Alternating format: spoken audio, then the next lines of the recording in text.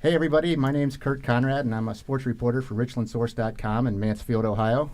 And you're listening to West Fourth and Goal, a podcast devoted to high school football in Richland and surrounding counties. Thanks for stopping by and we hope you enjoy the show.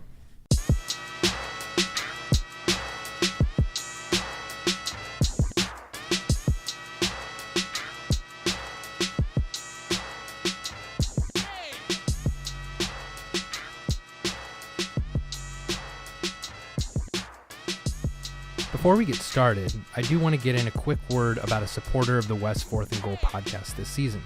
That is Diana Donovan of the Holden Agency. Hey Kurt, you're a homeowner, right? Yeah, I certainly am for about the past 15 years here. Do you remember back when you first bought a home how important it was to have an agent that truly understood your needs and represented your family in the best way possible? Yeah, absolutely.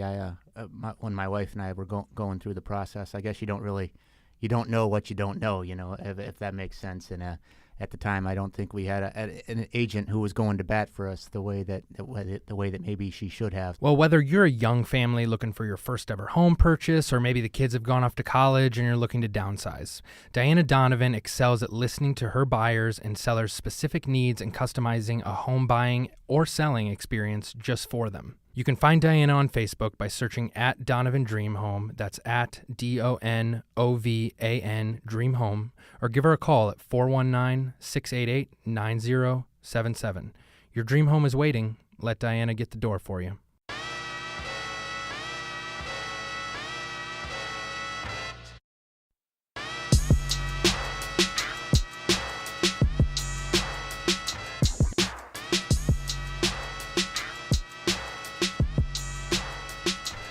Coming to you from the newly christened IdeaWorks podcast studio on West 4th Street in downtown Mansfield.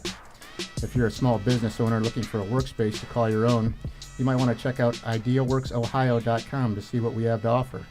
In addition to housing Richland County's only professional podcast studio, IdeaWorks is the headquarters of richlandsource.com and several other small businesses. If you're an entrepreneur and want to collaborate with other like-minded individuals, come on down and take a tour. But you better act fast because space is limited and we're almost at full capacity. And speaking of collaboration, I'm glad to welcome back Noah Jones to the podcast. Noah is a news reporter here at Richland Source, but he moonlights as a high school football reporter for us on Friday nights in the fall. And Noah, quite a bit's changed here in the last 12 months since we launched our podcast last August. Yeah, man. We got a new studio, we got a new name, we got a new logo, we got new sponsors on board. Yeah, it's been pretty incredible to get to sort of watch the transformation from the Pigskin podcast. Now we're called the West Fourth and Goal podcast, and we have this shiny new equipment that I'm speaking into crystal clear. It's pretty spectacular. It wasn't the most imaginative name last year, so we rebranded. We got a new logo, and we're really excited about it. Yeah, for sure. When we started last fall, it was kind of just on a whim, and it's really evolved into something a lot bigger now than anyone had envisioned. We have a couple other podcasts here at Richland Source, and that led to a significant investment in the technology, and that's what we're sitting in here today. And with that new technology comes the need for people to be able to use it. And it's with great pleasure that I introduce the third member of our team, I guess, Zach Heiser. Zach was hello. He's our producer. He's going to be joining the conversation this fall, and he produced the show last year for us. And at the time, we really didn't have the equipment or the technology to allow him to join in on the fun. So Zach, welcome to this side of the mic. Honored to be here. I'm glad you guys are letting me talk. Well, we'll see. Well, full disclosure, I'm in marketing here at Richland Source, so I don't really cover any football games, so I'm pretty much just here to hang out. But you're a big Ohio State fan, which bodes well for this conference. We just sent you to a playoff game last fall, if I'm not mistaken. Yeah, at Hillsdale. Our first guest this year is our podcast first ever two-time guest, and dare I say, maybe a friend of the program. And he's one of the most highly regarded football players in the nation, let alone Ohio. It's my great pleasure to welcome Cade Stover. And Cade, thanks for taking some time here. I'm sure your schedule is increasingly busy, so thanks for joining us. Yeah, no problem. Thanks for having me. It's been a pretty eventful year, I guess, for you since the last time you sat down with us. All you've done is lead a team to the Final Four in basketball and then commit to the Ohio State football program. So what have these last 6 months been like for you? It's been absolutely crazy. I mean, I've done some of the things I've looked forward to doing since I was 3 years old. So going to state Final Four is definitely the highlight of my year, and committing to the best school in the country is also up there. And we'll get to the basketball stuff here in a little bit. But full disclosure, we are recording the show on Tuesday evening, and that's before any of the findings from the Ohio State football saga have come out. But regardless, Cade, regardless, you in a essay for Letterman Row here recently, you know, regardless of what happens down there, you're an Ohio State Buckeye one way or the other. Is that right? Yes, sir. Well, just talk to us a little bit about that. I mean, is it how exciting, I guess, is it for you to be that close to living your dream? I mean, it's surreal till to this day. I mean, it still hasn't hit me that. I mean, I just see myself as the typical high school farm boy that just happens to be an athlete too. So, I mean, I'm working hard and just hoping it'll get me somewhere. And I know Noah wants to talk about this, but how did that association with Letterman Row? It's a website, and how did that association come about? And what are they asking you to do? Well, Jeremy Birmingham, the guy that runs Letterman Row, has always been there, and one of the first people to actually take notice of the talents I had when I was younger. In my freshman year, he's one of the first ones to do a write-up on me, so I'm always trying to stay loyal to him and just kind of whatever helps him out and what I'm willing to do and what helps his website out and everything. Yeah, so, first of all, I think it's really great that you sort of get to do that. I'm a huge fan of like the Players Tribune that Derek Jeter started, where you get to listen to, or I guess you really get to read all the different athletes' perspectives on things, and it's really cool that you're sort of getting to do the same thing. Do you like to read sort of the athlete's perspective on stuff, and talk to us a little bit about how cool you think it might be for people to get to read what you say, as opposed to maybe having Kurt write what you said. Yeah, I mean, you can only get so real and in depth if you're not actually the person doing it. So I think that, I mean, when you're living it and you're going through it yourself, I mean, it's a lot more real coming from an athlete or a player that's done it. So I mean, I enjoy doing it just because, I mean, I've always wanted to know, I mean, what's it like? You know what I mean? What's it like for the recruit to go through this, or a kid to go through a 2-8 season, and what are the ups and downs, and what are you thinking? I mean, be inside the head of the guy that's doing it. Yeah, absolutely. And I don't think that there's a bigger story in the state of Ohio for college recruiting than to talk a little bit about you. And you start off talking about how, farming is some of your favorite things to do during the school year or during the summer, and that's really interesting to me. Talk to me a little bit about, I think, if I remember correctly, you were talking about how you really enjoyed the first cut of hay.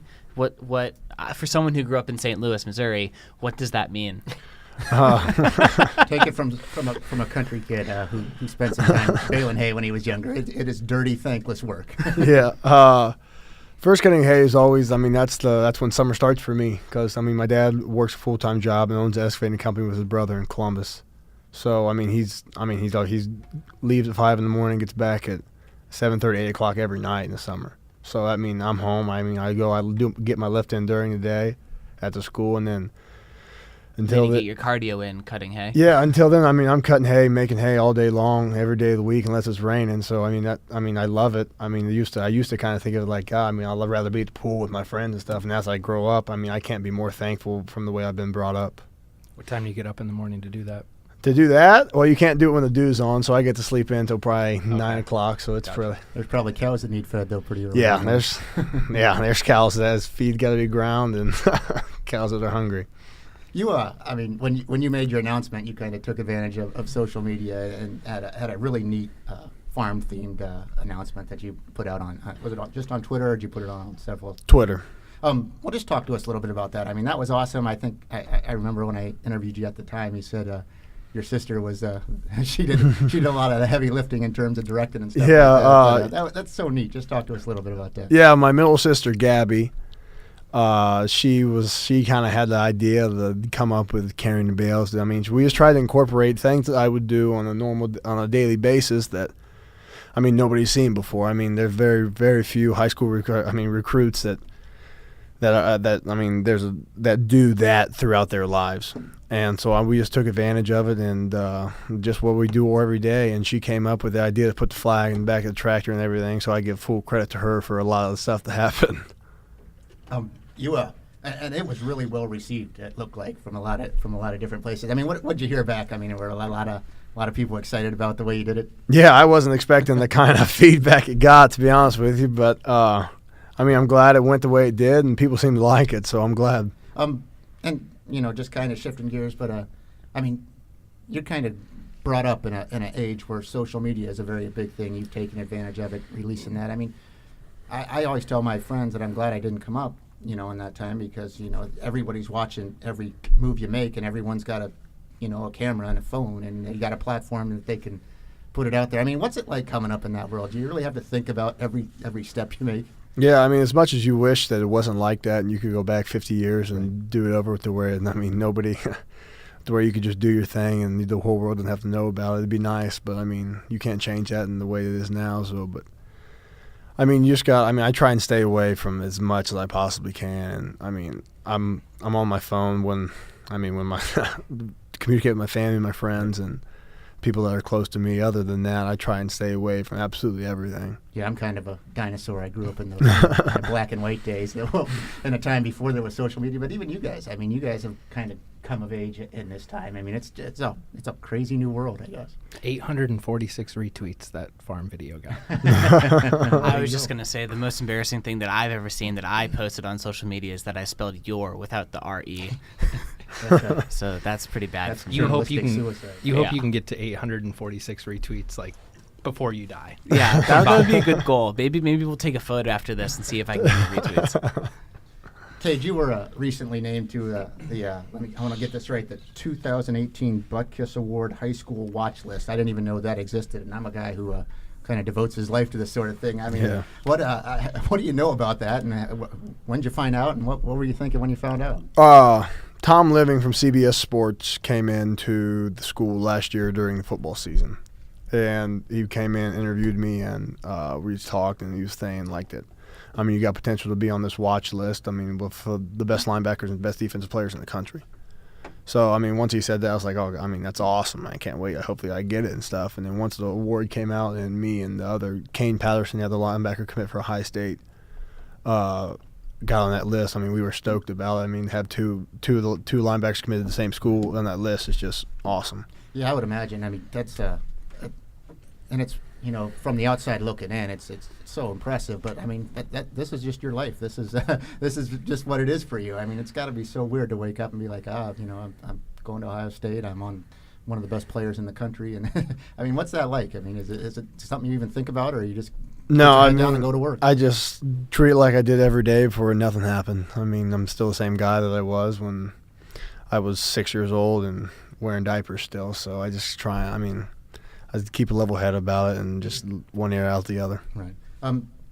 In your Letterman Row piece, you talked a little bit about how you're not one of those guys who goes to all these high-profile camps, and I talked to Taylor Gerhardt, Lexington's coach, at 7-on-7 earlier this summer, and I asked him a little bit about how important these camps have become, and I said, Taylor, would Cade be the player that he is without those camps? And Taylor said, matter of fact, he said people are going to find him because if you see him on film, he looks different than all the other guys. But I mean, just talk a little bit about that whole camp scene. I guess it's almost like those camps are almost to high school football what AAU is to high school basketball. I mean, you got to get out and you got to get exposed and seen by all those people. Yeah, I mean, I've taken the approach that, I mean, if you're good enough and you work hard enough, I mean, they're going to come find you. And my freshman year, I went to the regional opening, and I mean, I was a freshman competing with a bunch of juniors there that are the best athletes in the country. So I mean, I did well. I wouldn't say I did great by any means. I was young, but after that, I mean, I showed some skills and stuff, and then after that, I think that's definitely where it started. People started to take notice a little bit, was that camp.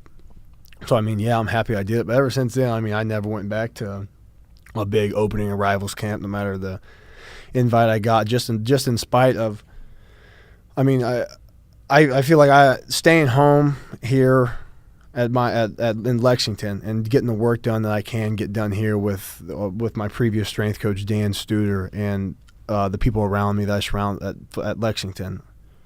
I feel like I'm going to be better off there rather than, I mean, I don't go chase stars. That doesn't appeal to me to be the number one. I mean, my rank, having a number of stars doesn't determine how dominant of a player I can be. So I just try and keep it between myself, and then once I get on the field, people will see that you don't have to have stars to be able to be the best player in the country. If I was a college recruiter, I'd just watch the playoff game from your sophomore year when you guys played Toledo Central Catholic and some of the hits you put on Mr. Football that year. Yeah. And he told me after the game, I think Michael Warren was his name. I think he's a running back at Cincinnati now. He told me after the game, he said, I've never been hit by one person as hard as number 8 hit me. And that was Cade, and that was Cade when he was a sophomore. So imagine what 2 years has done for that. You did go to Ohio State camp this summer, and you worked out with linebackers. I mean, what are those guys? Do they even tell you? I mean, do they tell you what they want you to do, or are they just working out with linebackers, defensive ends? Or yeah, I mean, I'm going to go in there as a linebacker with Coach Davis and the staff there. I mean, Coach Davis is, the best linebacker coach in the country, in my opinion. He's just a great guy, well-respected guy. So, I went to those to work out. I mean, that's my future coach. So I went to go see how he coaches, learn him, just get a good workout in down there. And that was I just happened to be there that day, and it was really neat to me because, I mean, there are probably, 500 kids there, and most of them are outside, but they bring in the special kids. They bring them into the indoor facility, and those guys work out. And I tell you what, they put on and Cade was among them, they put on a show. The guys outside don't know what's going on indoors, but it's the football they're playing outside. It doesn't look like what you guys are doing inside. And that just is, speaks to the level that, I mean, it's the very best of the best that go to Ohio State. I mean, it must be exciting, the prospect of going down there and competing with those guys. Oh yeah, I mean, it's the best. I mean, the best players in the country go play with the other best players in the country. That's kind of what they strive on. I mean, if you're good enough to have the blessing to be recruited by schools like that, or even, no matter what the level is, go and follow that. Whether you're the number 1 player in the country or you're not ranked at all, I don't count your chickens until they hatch, and do whatever you got to do to get there. Have you connected with some other guys in your recruiting class? Yeah, I'm good buddies with Doug Nestor. He's an offensive line commit. Okay. There, he's a great guy. And then the class above me, that's already there, the freshman there, Dallas Gant and Kayvon Pope. I'm fairly close with there. What is is it difficult to be? I don't know how to really say this, but is it sort of like going to your first day of class where you don't know anyone and everyone's sort of hesitant, or is it kind of like, well, no, you guys are on a football team, you guys are family? I mean, that's a pretty standard thing people say. So you're just you're forced to get to know each other in that way, or is it? I mean, nothing's forced upon you. I mean, these guys, it's different. That's why Ohio State stuck out to me as much as it did, was because they recruit good people. They're good actual kids that aren't.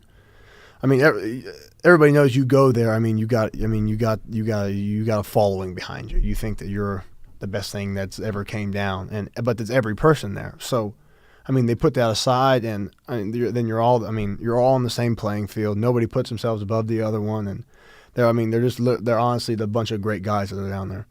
That's got to be good. There's that saying you don't want to meet your heroes, and you growing up in Lexington, you've almost probably, since you learned how to speak, you were able to root for the Buckeyes.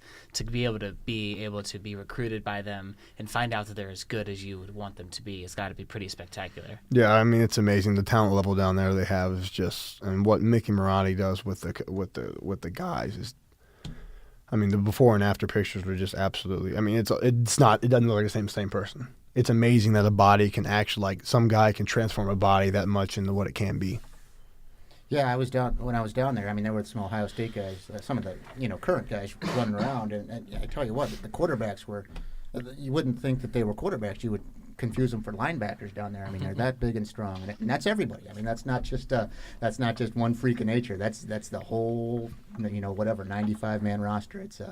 It's pretty crazy to think that you're going to be, as big and as strong as you are now. You probably haven't even scratched the surface of what they're turning you into down there. Yeah. What when do you get that? When does that weight program arrive? Next summer, or is it already got here? Are you already kind of incorporating some of once I go to, when I go down to the camps, I try and retain as much as I possibly can and bring back with me that I can just remember in my mind. But once I sign in December, I'll be able to go and I'll be able to work out down there, not with the team or anything, but just with the coaches and stuff down there. So that's when it'll probably start. That's when it'll start for me. Yeah, and I'm sure you've heard about Jordan McNair, who was the 19-year-old Maryland offensive lineman who died of heat stroke. I mean, there's a culture in football, and you're probably going to get indoctrinated into it. Where I mean, it's it's like a macho culture where you got to go hard. And I mean, is that something you even think about that? I mean, you can't push yourself until something terrible happens. Yeah, I mean, I try. I mean, I've always been under the impression that if you think something bad's going to happen, something bad's going to happen. So, I mean, I just keep a positive mind about everything I do, and just if you give everything you absolutely have, then, I mean, that's all you can ask for. How about in summer workouts? If there comes a time when you're lightheaded, are you gonna back off a little bit? No, how's that you're not. No, you're not backing off. That's it. I mean, that's the thing. That's just what I mean. That's what you're trained. That's what you're trained to do at that level. Yeah, and I think that's a bigger conversation that the coaching community needs to have. Because kids they're not gonna quit. They're gonna go and go, but somebody's got to protect these guys from themselves. I mean, as terrible as that sounds, I mean they're gonna run through a wall for you, but you can't let them. I mean, you gotta have coaches who are gonna shut that down and make sure guys are taken care of. Well, let's change gears a little bit here. I mean, it's a football show, but I think we'd be doing ourselves a disservice not to talk about basketball. You guys made it to the Final Four last year. Maybe some people thought you were ahead of schedule, by a year because you made it to the Final Four with two seniors. I mean, yeah.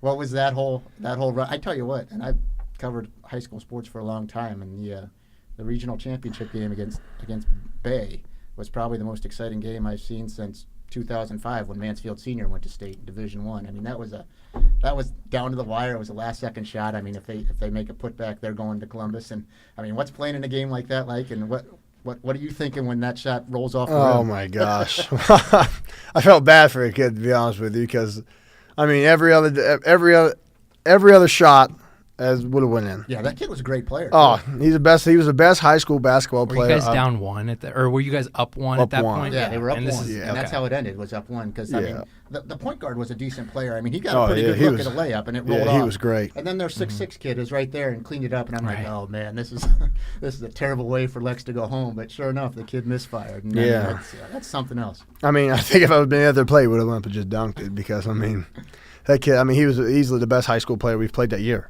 Wow. I mean, they made the Rotroff kid. I mean, he was a good player and everything, but the Sunahara kid was very, very. I mean, he was big and he was athletic. That kid was easily the best player we've played against. But I mean, the run we had. I mean, starting from the first Galleon game we played at Willard, right. That was easily the best. I mean, the best month of my life I've had in high school yet. And you guys probably, I don't know how closely you followed it, but I mean that tournament.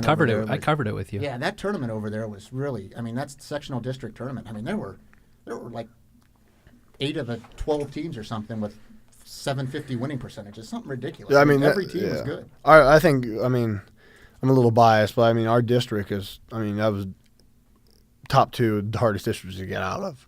Absolutely. I mean, we figured. I mean, if we get out of this district and beat Clyde, who was a very good team, Vermilion, who's the number 1 seed. Right. I mean, if we get out, we're like, well, we got to. If we get out of here, I mean, we've got to run with it and take it. Right. And then here comes 25-0 Wasion with 6'9" center. I mean, but granted, I mean, we make jokes. We still make jokes about it this day. I mean, we walk in school. People are like, "Oh, you guys are gonna kill tonight." we're like, you go to our school. You can give us a little bit of credit. Come on now. But the Clyde game. I mean, did they beat you in the regular season? Yeah, they beat us down there early in the season. That was an amazing game, and that was for a sectional championship. Yeah, that was crazy. Yeah, that was that early as it was. But I mean, we come in the Wasion game, and. I mean, we're looking over there at this kid, and we're like, geez, I mean, this kid is freaking massive. I mean, 6'10" is, I mean, you look at a 6'5" guy, like, oh, that dude's big. But 6'10", you're like, holy moly. But I mean, so we get in the locker room, and Nick Staley, one of my best friends, the whole team is literally, I mean, like, if we hang out on the weekend, like, we invite every single one of those people. Right. Like, we're literally a group of best friends. And he comes in and just making fun, saying, "Oh, this kid's not better than me," and like so he gave us some light in it. We're like, I mean, this is just another game for us. And when we treated it, I mean, we never had – I can honestly say that none of us had any doubt that we were not going to win that game. Right. And then once it came down to it and we started getting on the roll, I mean, it was – I mean, one of the most – that was the best game of the year in my opinion. Yeah, right. And I a long time ago, I played on a team that went to a regional championship game, and I still think about it. But I mean, the people that showed up for the regional championship game, those are people that never came to a high school basketball game for the first 27 games or whatever. I mean, just to see that kind of support, I mean, it still kind of gives me goosebumps to think about. I mean, all those people coming out, and it's neat. It's a neat experience. Not everyone gets to do it. Yeah, I mean, when you see the whole, I mean, legitimately the whole town of Lexington in the stands at Bowling Green, you're like, I mean, it almost brings tears to your eyes. You're like, oh. Still the best student section in the area. Yeah, you're on right to this. Coming from a 2007? 2007. Yeah, there you go. But I mean, it's just the support that, I mean, our gym is always loud and always just packed full of people. Good or bad season, I mean, that's Lexington, the basketball town. I mean, you couldn't ask for anything more. You're not too far off from that school scoring there. And I mean, barring anything catastrophic coming up, and knock on wood, nothing happens. But I mean, you're probably gonna break it like 3 or 4 games into the season. Yeah, you're about 60 points away. Yeah, people joke about breaking the first game and just not passing, taking all the shots. maybe not that. But I mean, that's got to be pretty neat. I mean, there's been a lot of great basketball players come through down there. And, to be at the top of that list that includes a Jamie Fike, a guy who played in the NBA for several years. I mean, that's got to be that's some pretty exclusive company you're keeping. Yeah, I mean, I'd come in and watch the games as a 5th and 6th grader and like look it up in his points. Like, God, that guy scored 1,300 points. God, how do you possibly do that in your high school career? And then to be this close to it, I mean, I look for nothing. I look forward to nothing more than breaking that and just being. I mean, from John Sanderson to Dale Ford to Jamie Fike. I mean, those are some of the greatest basketball players that have came through the state of Ohio. Are you going to take the coach's scorebook and count up how many points until you get there, and then when you hit it, like on or whatever? No. I'm going to play it like I do every game, and whether it takes me 25 games to do it or 2 games to do it. Take a couple breakaway 3-pointers. And we talked about it during the basketball run. I mean, you guys, there's not like a basketball only guy among you. I mean, you guys all are better at something else. I mean, as crazy as that sounds, I mean, you obviously with football, you got Ben Vore, who's a Division I baseball player. You got, Ryan Johnston, a buddy of yours, who's going to probably pick whatever school he wants to go to in terms of cross country and track. I mean, how is it that a group of guys who are going to be Division I college athletes and everything other than basketball can come together and do what you guys do? Oh, I think that's what makes us so tight knit as a group. I mean, we've played together literally since we were in 2nd grade. On a little team called Lex Magic that my dad and Jake Depperschmidt's dad coached. And I mean, we were always taught if you're not willing to make that extra pass to the wide open guy, you're not going to play. So that's all. We are the most I've never played with a more unselfish group of guys, and that's why. I mean, we play basketball just because we love it. I mean, We're not going to go get none of us are going to go get a scholarship for it because that's not our main sport. Right. So I mean, either one of us could just say, "Well, I'm not going to play this in college, so I'm done with it." But there's not one of us that would ever think about doing that because when we love playing with each other, we love playing that sport that much, and we respect. I mean, Doc and Coach Hamilton that much. We might as well talk a little bit of football while we got you here. I mean, you were the quarterback last year, kind of moved out of that spot this year. Jake Depperschmidt's going to be the quarterback, and we were talking a little bit beforehand. I mean, he's gonna do a good job for you back there. What do they got planned for you? I mean, are you more of a running back, or are you going to move back to receiver? Where are you going to be? Wherever? I'll be everywhere on the field. Kicking field goals? No, not that. Not that. Snapping. They always recruit a soccer guy to kick field goals. Yeah. Well, I mean, I'll move around from split out to in the backfield, tailback to wing back. I mean, I'll move everywhere on the field. When with Jake back there, I mean, it's a lot more comfortable for everybody. I mean, he does he has an amazing arm. Right. and can get the ball there and knows the offense better than anybody else does. Right. I mean, and this is his second year playing high school football. So, I mean, it truly is amazing, like, what he's dedicated himself to do this, Right. and I'm just beyond happy that he's taken over this role. I would imagine. I mean, you played some quarterback when you were younger. Did you ever feel real comfortable back there last year? No, never. In the scrimmages I did until people got scouting reports. Then I didn't feel too hot. Right, and I mean, you kind of had a target on your back every time. I mean, I was going through some photos from last season, and every picture I have of Cade Stover, there's like 4 guys dragging him to the turf because it just seemed like there was a target on your back all season long. I would imagine it's got to be nice to spread that out among some other guys so that they can't just focus exclusively. Oh, we have so many weapons Right. this year that, I mean, it's just, if you do that, if you focus on the one guy, you focus on Josh, you focus on Cade and Jake. We have other guys that are going to hurt you with that. So it helps a lot being a lot deeper this year than what we were last year, and having a lot and experience and having playmakers. Right. I mean, doing what you guys did when you were a sophomore, and then granted you were just about the only sophomore on that team, on a team that made it to the regional championship game, then to come back to earth last year, 2-8 last year. I mean, Yeah. what are expectations this year, and how is your role as a leader evolved? I guess. I mean, with that group when you were a sophomore, I mean, they were all seniors and they were all guys who had done it for a while, so you probably weren't called on to go out there and lead the charge so much. But I mean, that's kind of your job now, right? Yeah, I mean, I learned a lot from those guys, and coming from that 2-8 season really took a toll on, like, my mental state. Right. I mean, when you put in all that work from December to August for that first game, and you lose, Right. it is the most demoralizing feeling you can possibly feel. And I've just made the energy and the effort that we have put into the team this year, as a whole, is head and shoulders above what it was last year.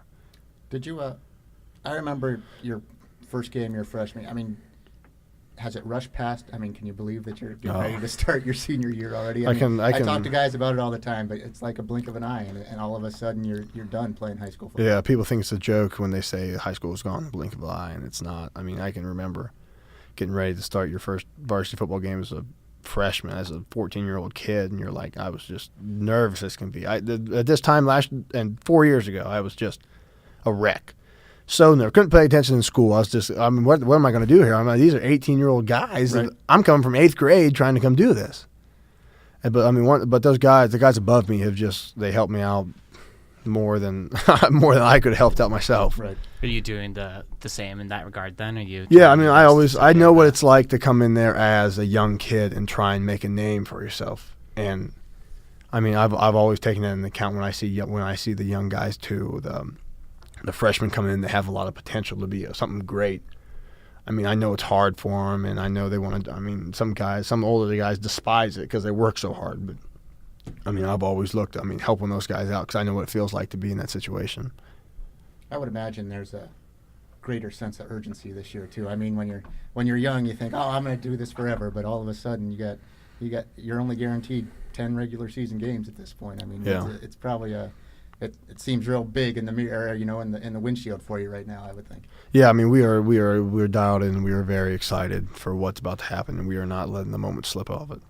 Expectation. I mean, what are your expectations after 2-8 last year? I mean, do you feel like there's a pretty big turnaround for this bunch? Oh yeah, I mean, we want to play past week 10. Right. That's that's the goal. Win the OCC, play past week 10, and have a great time doing it.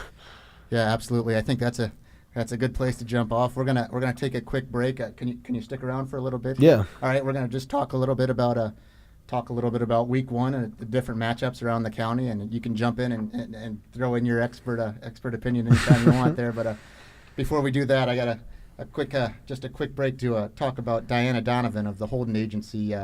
Whether you're a buyer or a seller in Richland or Ashland County, your dream home, right? It's out there waiting for you, and Diana can help you get into it. So you can find her on Facebook by searching at Donovan Dream Home, or give her a call at 419-688-9077. One more time, that's 419-688-9077.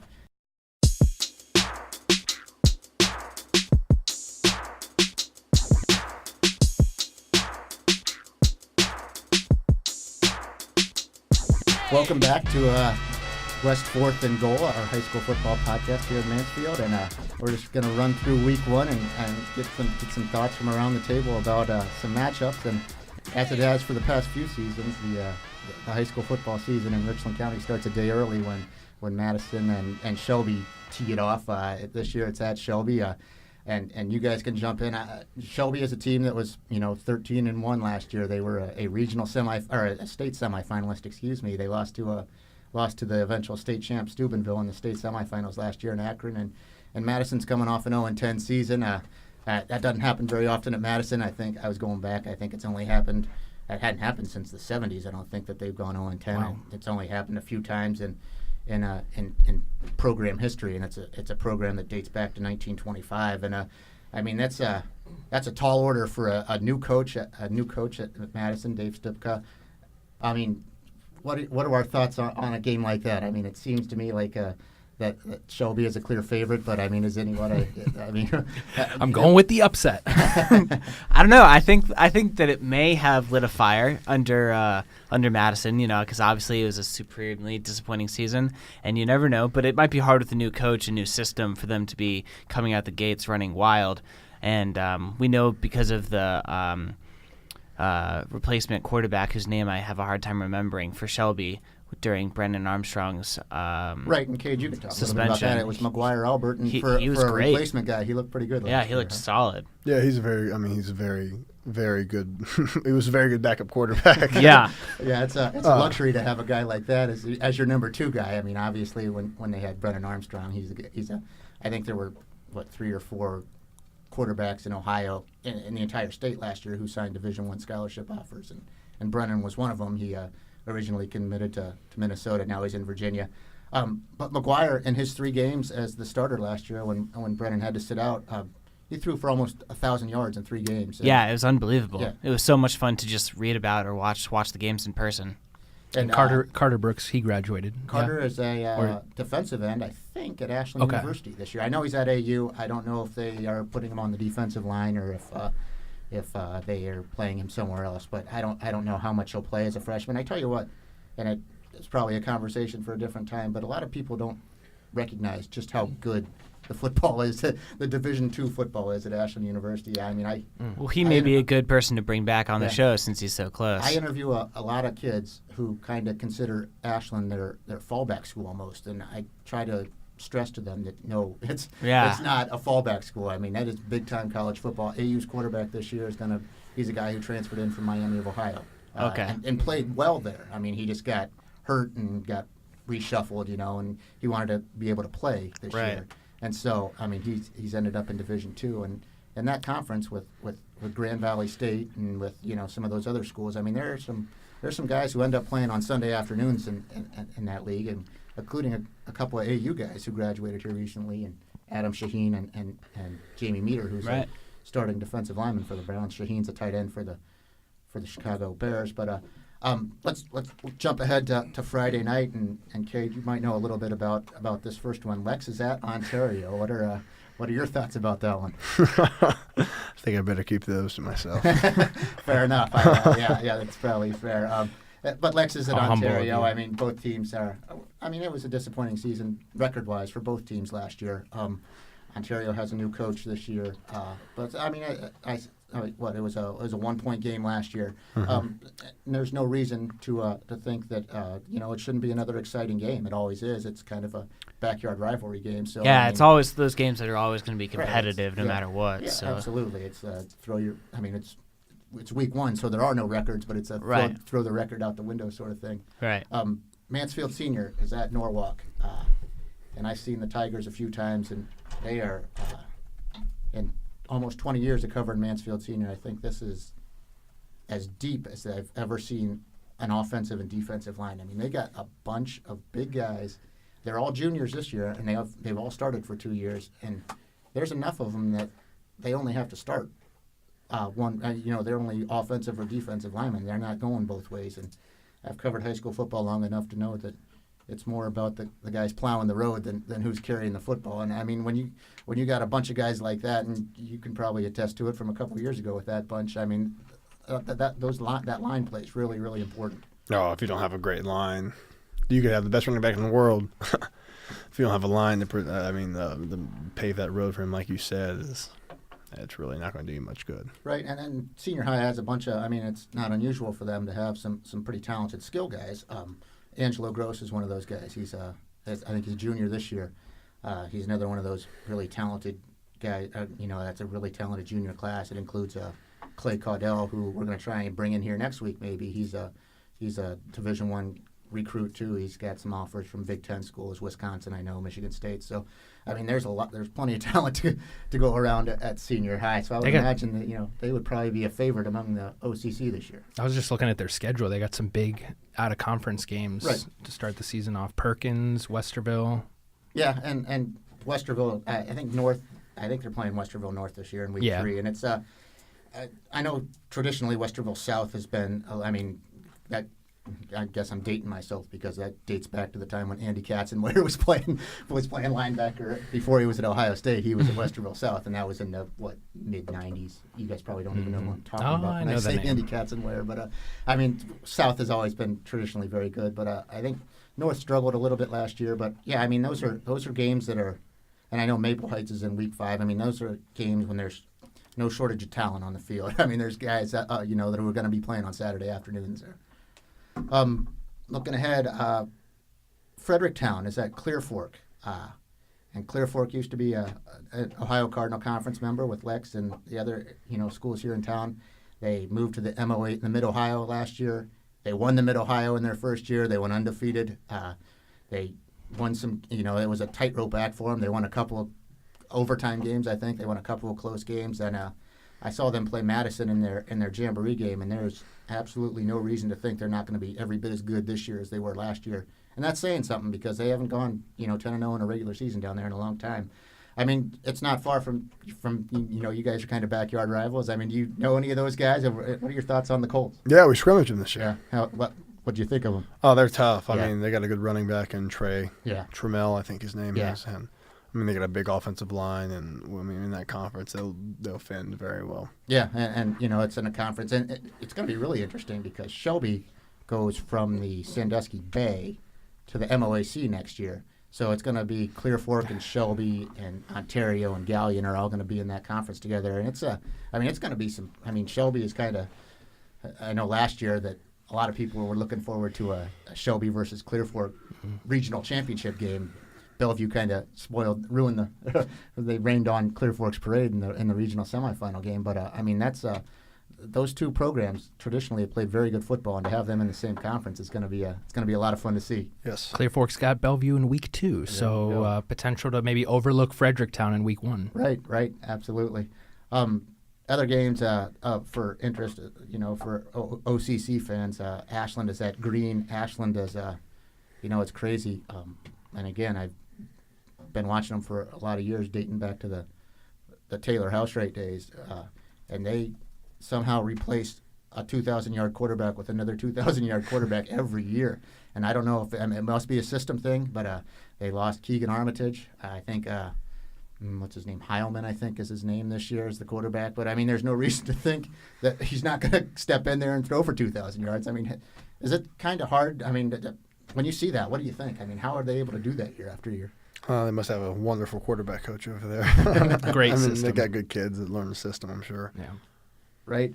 Other games of interest, Danville is at Lucas for small school fans. And these two teams used to be in the same conference not too long ago. Lucas is, they might be the best kept secret in Richland County. They are so much fun to watch play football. Not a lot of people know about them, but I think they've gone to the playoffs 4 or 5 years in a row here, and they seemingly play the same play every down. Yeah, absolutely. It's always their quarterback or running back running up the middle. Yeah, it's no. There's no secret. It's just we're coming for you, and you're just going to deal with it. Right, and it's been successful. Scott Spittler, the coach there, he's been there for a lot of years, and they've been running that offense for a long, long time, and and it is. It's we're going to line up, and if you can stop us, well, good for you. But not a lot of people have been able to do it for a long, long time. So it should that should be fun. Another kind of local game. Loudonville is at Crestview. It's some small schools. Crestview was a 7-3 team last year. They just missed out on the playoffs. Loudonville, I believe, was 0-10. They have a new coach. It's a name familiar to some fans in Richland County. Kevin Maltrich. He coached for 1 year at Madison. He went back to West Holmes, where he was from. Things didn't work out there, and now he's at Loudonville. So I mean, that's a game that has some, for area schools in Division VI. That's a game that could have some implications down the road, because those are, I mean, Crestview especially is a team that has been traditionally pretty strong and always, on the cusp of getting into the playoffs there. So I think that just about wraps it up as far as big games. Again, we'd like to thank Cade for coming in. We certainly appreciate you taking a few minutes out of your busy schedule, and we're looking forward to seeing you the rest of the season. And come back next week. And until then, so long.